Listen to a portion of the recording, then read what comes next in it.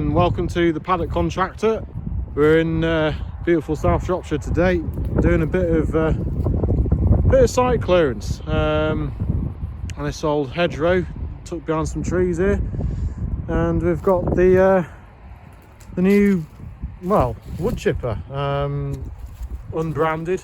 It's from Cowling Agriculture down in Somerset.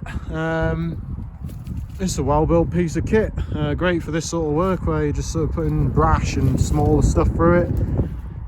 They say it does up to about 4.5–5 inches diameter into there. So basically anything that you wouldn't really log up.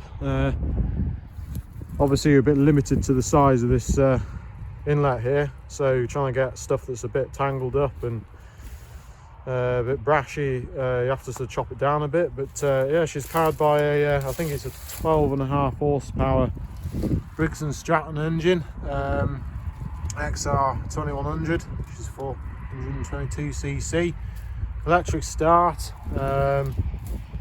She's got an emergency stop button there, rather than having that silly bar around the outside, which you just get caught up and just switches it off, or you knock it with your arm or something.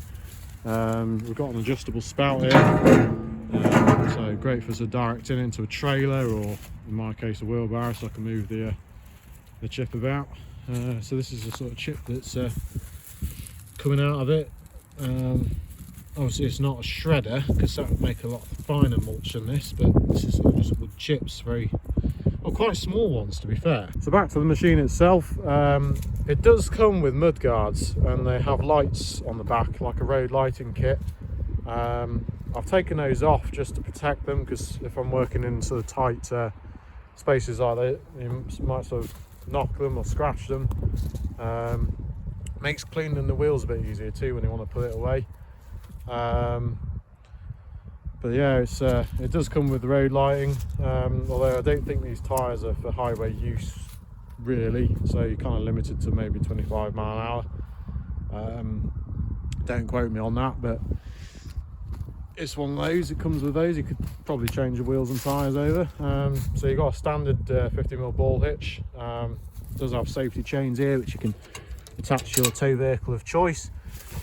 A stand is quite a heavy thing to lift up, so could probably do with a jack stand on there rather than the one that you put a pin through.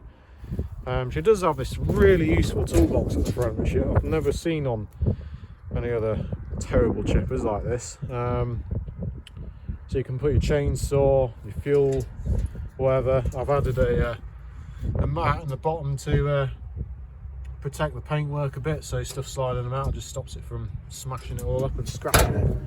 Now there's a catch on there so you can secure it. The chipper housing does hinge open, so you can unblock it. So you've got to undo this bolt here, undo that, and she will flip open. Obviously do that with the engine off. Never tried to start the engine with that open, because that is going to be dangerous. The hopper also hinges up, so you undo these two clamp bolts at the bottom like that, undo those. I think it's like a 17 or 15mm spanner. Then this will hinge up out the way, so it makes a flatter back, so it's a bit more compact. And you undo that there, that swings open and clamps that, so it holds it open for you. So some great little design features on here. You can get that on single-handedly.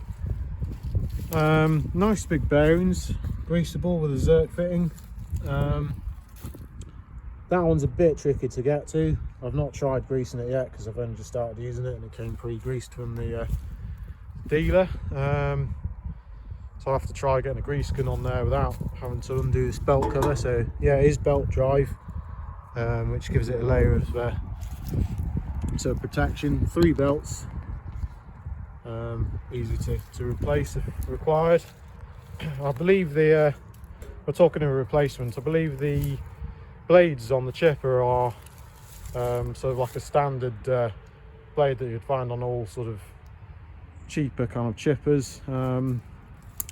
This one's not cheap by any means. It's sort of quite expensive for a towable one, but it's a lot wider than, say, I don't know, the Crytek ones or some of the smaller stuff. It's got quite a wide stance, so it doesn't tip over as easily.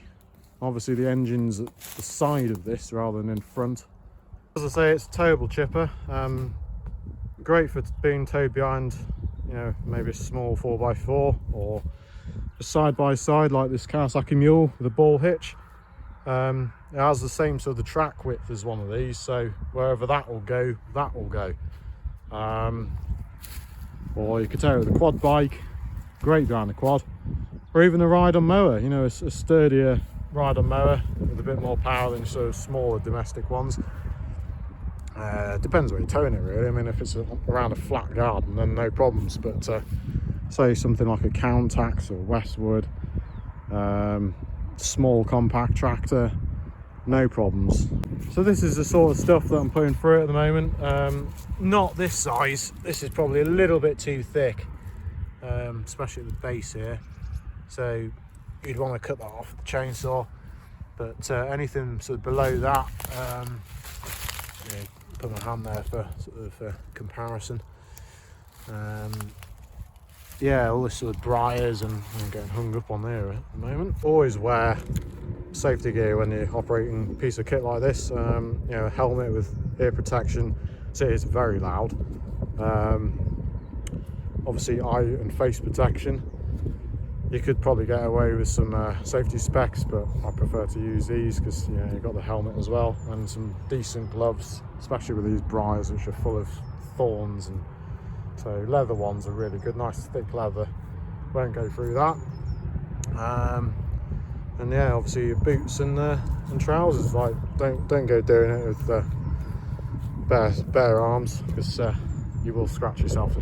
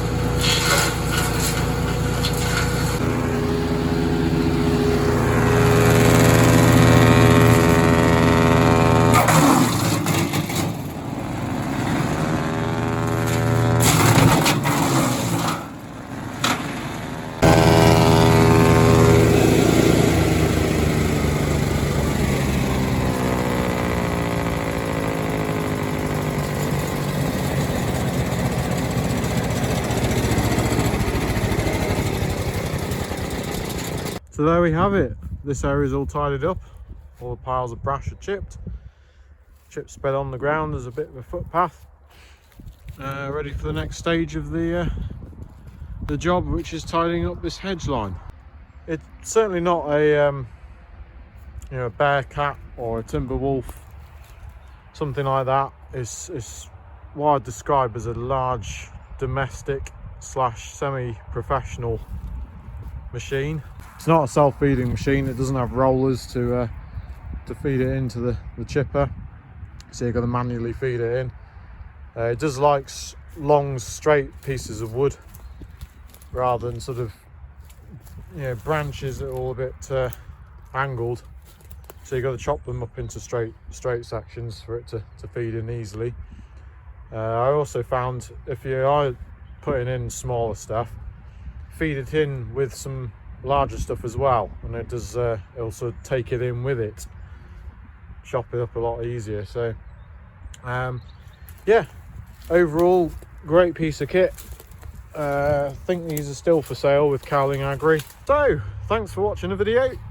If you want to see some more reviews and machinery in the use, how-tos, all that kind of stuff like that, paddock maintenance, then don't forget to like and subscribe. Obviously we're still in February, so I'm a bit limited to what I can do on the land, so we're still finishing off a few of these winter time jobs.